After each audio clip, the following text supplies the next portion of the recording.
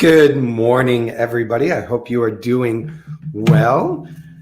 Welcome to today's Success Life or Success Life U, I guess, because a lot of this content, a lot of the ideas that I share here will later either get turned into a podcast or get turned into a blog or maybe a separate teaching lesson altogether. And then they'll begin to appear on Success Life U. So if you haven't checked out Success Life U, I encourage you to do so. And that's just successlife.com. Good morning, Aunt Deb. Happy Christmas to you. I know it's afternoon, but it's midnight almost. She'd be up. Good morning, Elle. Good to have you in the house as well. So we've got Australia. We've got like everybody crossing the country. Good morning, Miss Nellie on her road trip, pre-trip. And we're passing, no for other reason than we're not sure if we're staying here or going to the other house for Christmas. And so passing on the tamales. I'll get them when I get there. Bon dia, Greg. I wonder, should we look up how to do Merry Christmas in Spanish? Feliz. Well, that's Spanish. How do we do it in Italian? Hey, Siri. How do you say Merry Christmas in Italian? In Italian, Merry Christmas is... Oh, Buon Natale. Buon Natale. See, Siri and I talk all day long. It's so funny. I will I'll be in the other room and I'll be like, hey, Siri, and I'll ask a question. I swear one day I am going to do a comedy routine with my family and Siri, because they'll ask these really, it's all in how you ask the question with Siri. Like, what's the weather outside? And Siri will say 57 degrees and rainy. And they're like, no, Siri, I meant, what's it going to be like this afternoon? I'm like, well, you didn't ask the right question. You asked what the weather is, not what the forecast is. And so I really want to get like my dad, who's 89, in the room with Siri and just film him asking, like give him like a series of answers he has to find only through Siri's. I tell you, if I had a link to Apple, that would be the next killer Christmas party game. And if you want to steal it for your Christmas party games, you like give the answer and then they have to get Siri to say it. So like, how would you say Merry Christmas in Italian? Buon Natale. So the game might be ask Siri to say Merry Christmas in Italian. Let's see what she does. Hey, Siri, say Merry Christmas in Italian. In Italian, Merry Christmas is Buon Natale. Buon Natale. Buon Natale. So anyhow, it's just so funny. That's Siri can be spicy. Buon Natale. So I love Siri. I'll just be like sitting randomly. And the other day, it was like, which president had the most children? Which president had no children? Which president had children born during the White House administration? I love Siri. I love asking the right questions. And Siri helps me do that. So anyhow, we completely went on a tangent. Good morning, Greg. I think if anybody else slipped in and was like, who is the crazy man rambling around? Well, the crazy man is Eric Reed with his best friend, Siri. We get along so well because I ask, I get a response, and then they stop talking. Not like my kids. I ask, I get a question, I get a response, I get another question, I get a dialogue, I get 10 other things going on. So anyhow, we need to get this train back on the track. Good morning, and welcome to Success Life U. The successlifeu.com website is where you can find links to the upcoming Discover Your Blueprint and also for the mastermind.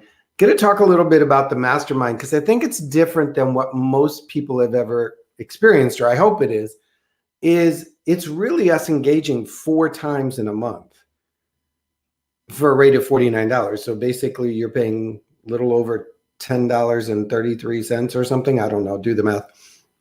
$10 a week for a coach. because we're going to have about a 45-minute lesson, and then you're going to get a reading assignment that is a companion to that lesson. Then the next week, you're going to get a series of questions and answers and thought things and journals and exercises so that you can really like start to understand those first two lessons at a higher level. And then the fourth week, we're going to get together and do a table talk where all the participants in the group will get a chance to share and ask questions and just take it apart. And then we'll move on to the next subject. And the subjects are like financing, leadership, personal development, definition of success, relationships, health, goal setting, time management. I've lost track, but there's a ton of them. And so I really want to encourage you to get on board with that. And you can do that over at Success Life U. It's a month to month. It's $49. You sign up, you fall in love with it. By the end of the year, the workbook is pretty thick that you'll end up with. And if you fall in love with it and then need to take a break and then come back, don't panic, because all of the lessons work really well individually. I designed it that way so you could have a year-long curriculum if you wanted, or if you wanted to just come in and be a part of it and see what the experience is like and then make a decision after that. So that is the mastermind. The Discover Your Blueprint for Success is filling up. It's kind of exciting. And the thing that I love about this, and I was with a group yesterday and we were talking about it, and I asked everybody, well, what's your purpose? And it amazed me how many people gave me a goal, and some gave me almost a vision, but it was still like a goalie vision or vision goalie. I don't know. We'll have to figure out a smash up word where they would say to help my kids get through college, or to be debt free and be able to travel, or to be able to build school. Like some had lofty goals to help build schools, or to, sponsor kids and things like that. And I was like, as much as that sounds like a purpose, that's really more of a vision, if not a goal. And they were like, what do you mean? I'm like, well, if all the kids in the world went to bed with a full meal and a refrigerator, would you stop existing? And they said, no. I said, so your purpose has to exist beyond time, exist beyond people, exist beyond a measurable thing. Now, the vision and the goal setting and the planning and all of that, that's where we bring that in. And so we did this little, probably about hour, little like crash down, break it apart. And as we finished, they were like, I've never thought of my purpose that way. That makes it so much easier. That makes it so much clearer. That makes me able to now figure out what I want to do, where I want to go, how I want to get there, kind of thing.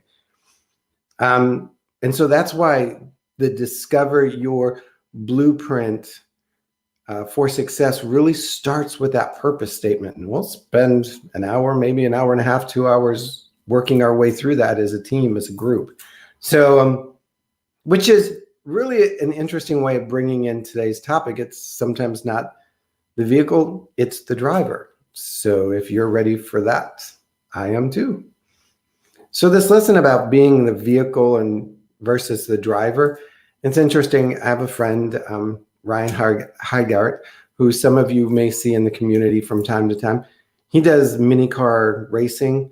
And there are so many strict guidelines about how big the wheelbase can be, what kind of wheels, what kind of engine, how many cc, like all of these rules that you just can't build this super duper killer car and drop it on the track, that the car has to be in compliance with all of the other cars on the track. And there's some tuning and modifications and, things, but you can't bring this massive car into the mini car circuit with this huge engine when the engine size is determined by the race.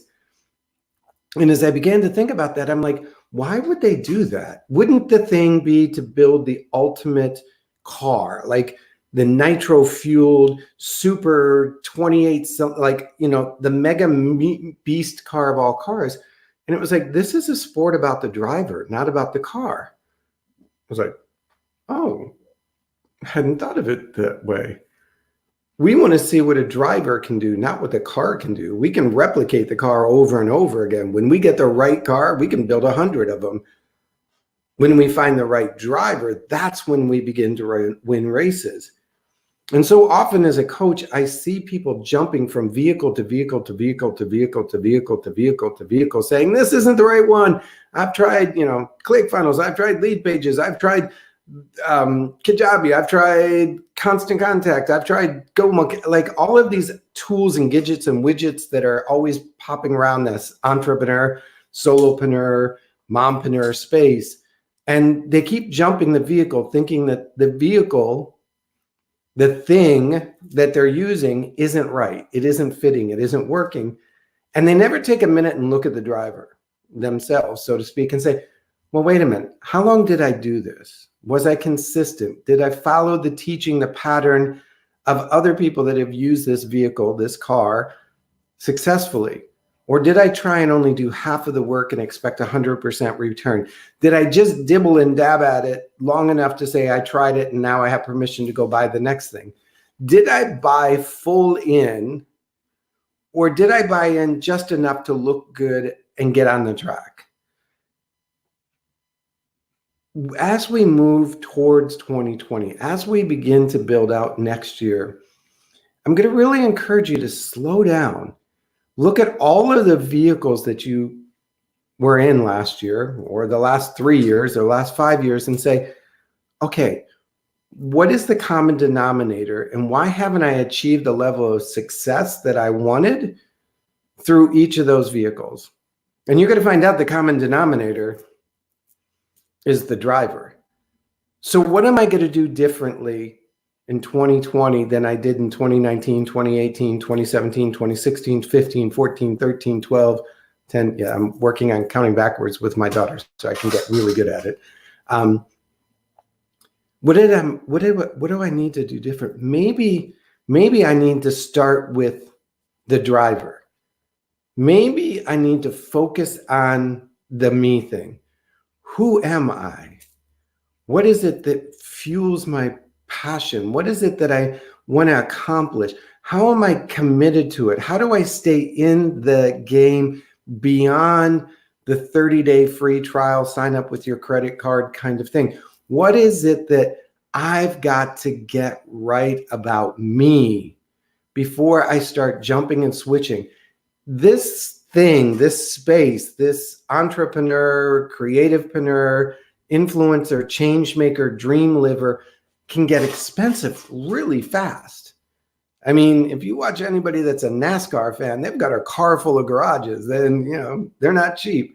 They keep jumping from space to space, from car to car, from vehicle to vehicle, from thing to thing, thinking that as soon as they land on the right thing, they'll be a success.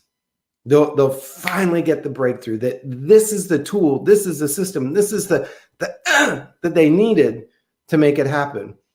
And I sort of laugh because really, like there have been, I mean, go back to the beginning of Apple. It was a bunch of guys hanging out in a garage trying to do something better.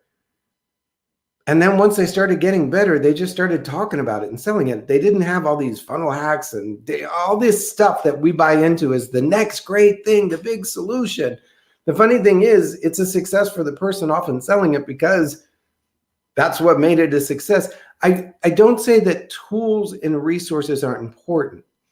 I underline that. A big part of what I do with my clients and the organizations I work with is look at the resources, look at the tools, but I also ask, how are the individuals within that organization, within that team, within that structure using the tools? Are they buying into it? Are they committed to it? Are they following the pattern in the proven track record of how it's worked? Or did they just buy the tool, slap it on the desk, and expect it to jump up and do its own thing while they went back to their old habits and their old beliefs? So again, looking at that analogy of those mini race cars and how they have to fall within such a spec, then it's interesting. On a side note, my son's getting ready to do his Pinewood Derby. And so I pulled out my Pinewood Derby cars. I have 3, and I won 3 times in a row. Well, let me rephrase that. My dad won 3 times in a row. I just got to be the Cub Scout that went and picked up the award. And we started looking online, and there's all these rules about how wide it can be, how long it can be, how much weight it can have, and like all of this stuff, so that, again, the driver could shine through, so to speak. Stop looking at the vehicle as the problem. Stop blaming the vehicle. Stop criticizing that if only I, that line, if only I could afford to buy blank, blank, blank, and blank, then I'd be a success. If only I could afford blank, blank, and this, and then buy this, and then hook it up to that, and then twist it around. Look at the driver. Turn the mirror towards you. Am I fully committed? Do I know why I'm doing this? Do I know what I expected to do? Am I willing to be coachable during the process? Am I willing to follow the process even beyond the point where it seems to make sense to me, but other people say, just stay in the flow, you'll understand later? Am I willing to do the hard work that I'm expecting this car to lift off of me, so to speak, this vehicle to take away from me? Have I earned the right to be in this vehicle? It's funny. One of the questions I often get is like, what's your favorite CRM system? I'm like, well, how many people are we talking about? And they're like, well, I've got, 30 people on my list. And I'm like, okay, 30 people, 30 days. Put them on index cards and call one of them every day and you're good. And then next month, start over. Like, do you really need to go buy some big, huge software with, all of these bells and whistles and all of these things that's going to take you a whole month to set up and get organized to stay in touch with the 10 or 15 high-level quality clients that you're trying to connect to? Or could you gain more momentum, more influence, more traction by picking up the phone and calling them, writing them a hand note, stopping by for a visit? Oh, there we go. We're back to month 2. Have you earned the right to be in the vehicle? Sometimes we got to do the hard work. Sometimes we got to pay the price. Sometimes we got to do the heavy lifting that we're expecting the vehicle to do for us. So again, we're at the end of the year. We're doing that reflection time. Look back and say, what vehicles did I try? What vehicles did I buy into? What systems did I purchase that are still sitting in the box, sitting on my desk, unused, undeveloped? And why? Because the common denominator is you. And if we don't start to change you, change your perspective, change your commitment, change your understanding of who you are and why this thing that you want to create is important, nothing's going to happen. Nothing's going to happen until you tap into who you really are, what your real purpose is, what your real vision is, what your real passion is. And with that, you're unstoppable. If you know what your purpose is and your passion is, you will make 30 phone calls in an afternoon if that's what it's going to take for you to live into it. So again, it's not always the vehicle. Could be the driver. Well, thank you guys. Just pick up the phone. Need more of that. It's funny. Good job, Gina. Yes. So I have, as a licensed realtor, but also coaching a lot of realtors, they're like, well, I'm thinking about getting a farm and doing this email marketing. Then I'm going to do a pumpkin drop and then a pie drop. And then in the beginning of the spring, I'm going to do forget-me-not flowers. And I'm like, well, where are you? Because those are a whole lot of systems. Oh, I just hate calling people. I'm like, that's your job. That is your job, is to call people and ask them if you can be of service to them. If you're trying to get out of your job, then you don't have a job, so you're unemployed. So let's save the money, shorten the path, and just say you're unemployed and broke, and that's then the pumpkins and the pies and the forget-me-nots. See, Diane says it clear. Once you know what your vision is, a lot of times you realize that you don't need those guardrails, those safeties, it's sort of the accessory that you pile on because you don't think the outfit is enough or that you're enough. It's why the skinny black dress works. Because every woman knows that if she's got the right skinny black dress, she doesn't need anything else. She can just, skinny black dress, nice pair of heels, good hair, and you're done. it's the same thing of understanding your purpose and your vision. When you get that right, you stop looking for accessories to cover up your uncertainty, your confusion, your doubt, all of those things that we often buy into. Am I willing to be coachable? Thank you, Marie, for that comment. Am I doing the work? Coachable is funny because so often somebody will sign up with coaching with me and we'll go through the process and they're like, well, I'm not doing that. I'm like, wait a minute, you're paying money to somebody, in this case, me, to help and advise you. And through this coaching process, we discovered this is something that you need to do, participate, think about, change. And then you just said no. What happened to wanting to be coached? You know, when an Olympic athlete gets on the field and they have this team of coaches and the coaches say, run wind sprints, do stair steps, do lunges, whatever. And they turn around and say, no, I don't want to do that. Do you think the coach is like, oh, that's okay. We really don't need the gold medal. We don't need the world record. We can just skip it today and talk about you and how you felt when you walked into that room and you had the, no. They're like, look, you want the gold medal? You want the world record? You want to be the next cereal box icon? Get to the steps, do the lunges, put the time in. Track your usage. Yes, good comment, Elizabeth. Like, and I am guilty. I am not like standing here saying it hasn't happened. You come to my house and I will let you take a pick out of anything that's in the closet. In the other room, I put it in the other room so I don't have to look at it.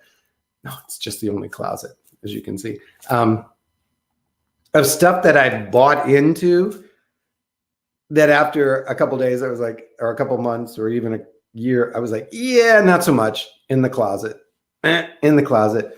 I sometimes do this exercise with my coaching clients where I'll say, just randomly pick a value. If you don't know the exact amount you paid for that book, for that tool, for that game, for that software, for that automation thing, just randomly pick a number, write it down on a sheet of paper, and then total it up. How would it feel to have that much money back in your bank account, that much money back in your wallet? It was because you weren't chasing your real purpose. You didn't have a clear vision. And not to oversell it, but that's why Discover Your Blueprint for Success is so important. That's the thing we really spend a lot of time on. So Marie, I may be in Minnesota sometime in January. I'm still not sure because I'm thinking of taking my son to see Opa, his grandpa, to work on the Pinewood Derby car. I think it would be fun to pack up my 3 and then his, and then all 3 of us work on it together. So I'm trying to put that together. Good morning, Diane. I think I got everybody's comments. If I missed it, there's Greg telling me Buon Natale, which is interesting because that means good. Well, Buon Natale, Natale is night, isn't it?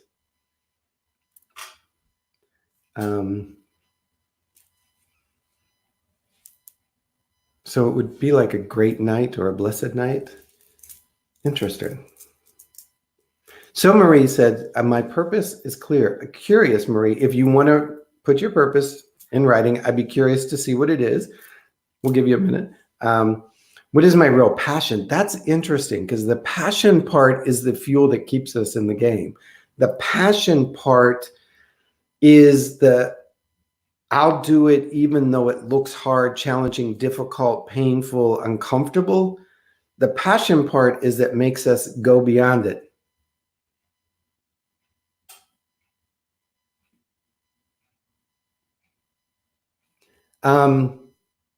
In January, I honestly don't know. I have to figure it out on the calendar. I'm waiting to find out when the Pinewood Derby here is. So I don't know yet, Marie. It's just like, what am I? Came to me. Partly because I don't have a bandsaw and a jigsaw and all those saws that you need. Otherwise, we're going to be sending a block of wood with 2 thumbtacked wheels on it and praying for the best. Which is really funny because my son is looking at the cars that my dad and I worked at it. I sat on a stool much like this, and my mechanical engineer, German father, did some of the heavy lifting, most of it. I can say that now because I've already got the award and I've already got the trophy. But he looked at it and he was like, I want one just like this, and I want one just like that. And I'm like, oh, Lord, I should have left these buried in this box in the closet. It's funny, when I first left home, I must have had 20 boxes of things I wanted to keep. And over time and traveling around the US and around the world, it's come down to like just one storage box. And they were in the bottom of it. And my old Boy Scout badges and Weeblo badges and things like that are in it. And he wants to start wearing them. I'm like, I don't know if you can. Like, you know, I don't care if you wear them. They're just part of my, you know, but anyhow, I slide off the rails again. So Marie did a really good job of avoiding posting what her purpose was. And I totally understand sometimes having it put up there and doing it in a way that somebody might, you know, somebody might start coaching it, can be intimidating. And that's really a big part of what we're going to be doing during Blueprint is, and it's a safe place, and it's not to criticize your purpose. It's to filter it. It's to, you know, that creating gold is it needs to go through the fire a few times, and it needs to be, you know, refined and refined. But when it's done, you've gone from tin to gold, and having that gold in your hand where you can be like, man, this is something. This has value. This is what I need it to be. Then all of a sudden the vision makes sense. All of a sudden the purpose makes sense. All of a sudden the goals and the planning and the strategies make sense. That when you get one of those dings in your mailbox that says, if you buy this, you can have a 6-figure lifestyle overnight without losing weight and blah, blah, blah, blah, blah. You're like, yeah, that's not aligned with who I am. That's not aligned with my purpose, my vision, my passion, my goals, my planning. So with that said, okay, Diane, so y'all, I think we have to start a campaign, and Diane's probably going to hate it anyhow. So she has this really cool hat that I like. And she probably couldn't find another one to save her soul, but I really want one. It just has enough silliness that I would enjoy it without being like comical. Like I would feel comfortable wearing it because I don't like drawing attention to myself. So I love your hat, Diane. I think I've mentioned that more than 10 times. It's her winter hat. I'm so happy for her because she keeps saying that she's taking the dogs for a walk to go play in the snow. And the reality is she is going playing in the snow. And having lived in Texas, she has missed her snow and her cold and seeing her breath. Now, Diane, the next video you post, we're going to 2 challenges, the hat challenge and the icicle challenge. So today's the day that Diane, or someday soon, has to break off one of those icicles and like eat it. Don't you remember that as kids, if you grew up in the Midwest or in the cold regions where you would break off icicles and you would like eat them like they were popsicles? And how you used to think that the pine cone ones or the ones from pine trees had a different flavor than the, you know, other ones. I so remember that as kids. And to find like the big one, like the one that had been like dripping for a week, the stalactite version one, and walk around with it. I miss my Midwest. Now I know why Diane's so happy. All right, you guys, I will see you guys tomorrow. Christmas tree hat? No, it's not really a Christmas tree hat. It's more like a gesture hat, or I don't know. Oh, she sent it in a private. Do I have permission to look at it? I don't know if I can. Give me a minute, you guys.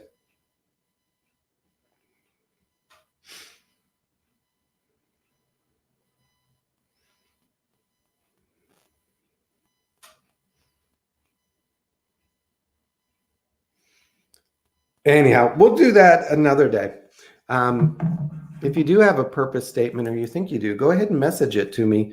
And that's what we'll do next Q&A Wednesday. There we go. See, you sparked something there, my friend Marie V.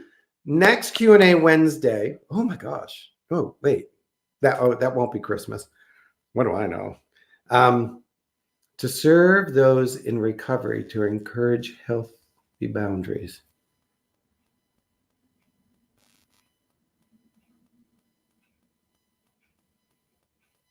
Okay, so I'm going to store that one. Next Q&A Wednesday, if you have a purpose statement and you send it in, we'll look at them and I'll sort of give examples of why that sounds like a purpose or that is a purpose or how that's more of a vision or more of a goal.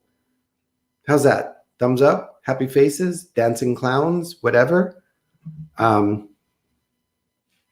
I got it, Maria. I'm going to save it till next Wednesday for Q&A Wednesday, and I'll just sort of do a mini, which ones are purposes, which ones are more visions, how would I refine that purpose, etc. Does that work for everybody?